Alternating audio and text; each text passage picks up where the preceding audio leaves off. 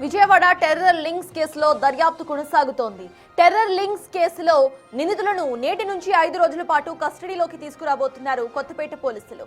Terror links కేసులో A1 గా Mohammed Rahamtulla, A2 గా మహమ్మద్ డానిష్, A3 గా సోహెల్ బేగ్, A5 గా సయీద్ బేగం, ఇక A11 గా ఉన్న అబ్దుల్ సలాం ను విచారించబోతున్నారు కొత్తపేట పోలీసులు. ఇప్పటికే ఇదే కేసులో అరెస్ట్ అయి ప్రస్తుతం రాజమండ్రి సెంట్రల్ జైల్లో ఉన్నారు నిందితులు. అయితే టెర్రర్ లింక్స్ కేసులో మరికొందరి పాత్రపై ఆధారాలు ఉన్నాయని అంటున్నారు కొత్తపేట పోలీసులు. 5గురిని వేరువేరుగా విచారించి కస్టడీలోకి తీసుకున్న తరువాత స్పష్టత వస్తుందని భావిస్తున్నారు.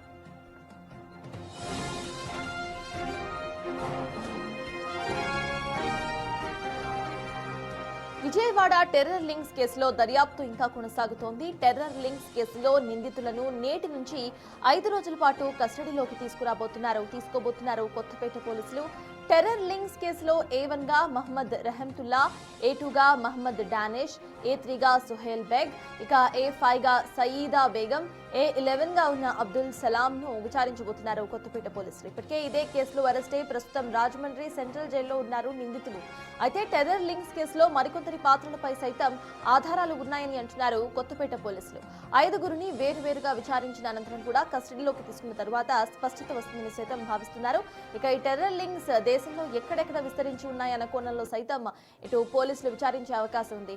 అంతకుముందు కేవలం ఏపీ అనంతరం కూడా తెలంగాణ, ఇక వేరే పలు రాష్ట్రాల్లో సైతం ఈ టెర్రర్ లింక్స్ ఉన్నట్టుగా అప్పటికే పోలీసులు భావించారు. అండ్ సర్చ్ ఆపరేషన్స్ ను సైతం నిర్వహించారు. ఇప్పటికే 5గురిని పట్టుకున్నారు. వీళ్ల చేత ఇంకా దేశంలో ఎక్కడెక్కడ టెర్రర్ లింక్స్ ఉన్నాయి, వీళ్ళకి డైరెక్ట్ గా ఎవరెవరితో కాంటాక్ట్స్ ఉన్నాయి అనే కోణంలో సైతం దర్యాప్తు కొనసాగించే అవకాశం అయితే కనిపిస్తోంది.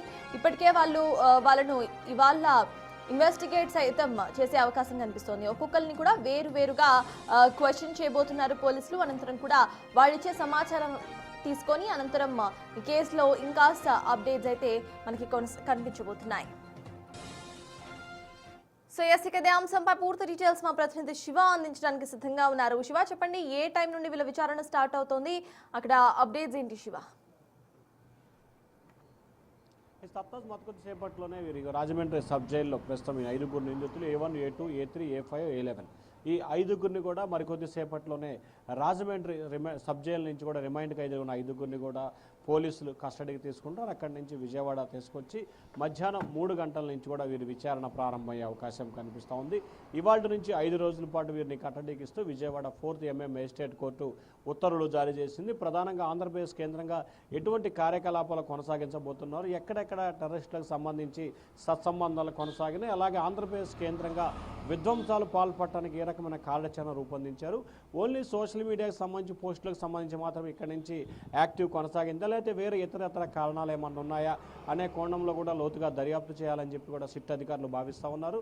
సో ఈ నేపథ్యంలోనే దేశవ్యాప్తంగా కూడా 9 రాష్ట్రాలతో పాటు దాదాపుగా ఇన్స్టాగ్రామ్కు సంబంధించి 12 మంది, అలాగే social media Instagram, Facebook, Twitter link ద్వారా మరొక 42 మందితో కూడా 2 గ్రూపులుగా ఏర్పడి రాష్ట్ర వ్యాప్తంతో పాటు దేశవ్యాప్తంగా కూడా ఎక్కడ ఎటువంటి కార్యకలాపాలు కొనసాగించాలి, ఏ రకంగా వ్యవహరించాలి, ఏం చేయాలి, ఇట్లా అనేక అంశాలకు సంబంధించి కూడా డైరెక్షన్ ఇచ్చినట్టు తెలుస్తూ ఉంది.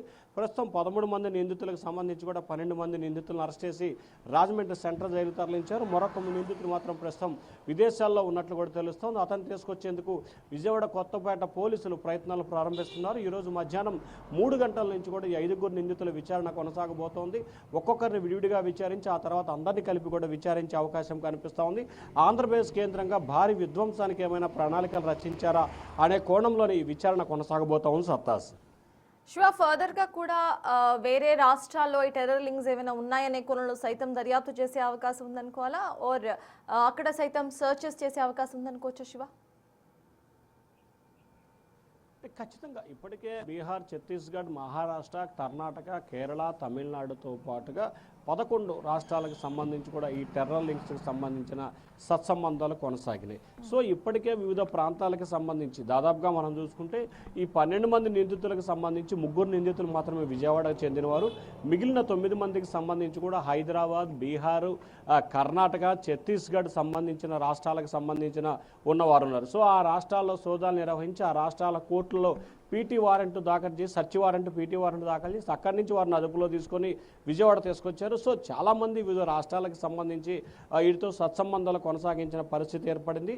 సో దాదాపుగా ఆంధ్రప్రదేశ్తో పాటు 9-10 రాష్ట్రాల్లో ఈ లింకులకు సంబంధించి కార్యకలాపాలు ఉన్నట్లు కూడా భావిస్తున్నారు. సో ఈ నేపథ్యంలోనే ఇంకా వీరి వెనక ఎవరెవరు ఉన్నారు, ఎవరి పాత్ర ఉంది, దీనికి సూత్రధారు ఎవరు, ఎక్కడి నుంచి ఆపరేషన్ అంతా ప్రారంభమైంది అనే దానికి సంబంధించి పూర్తి విచారణ అయితే కొనసాగుతూ ఉంది.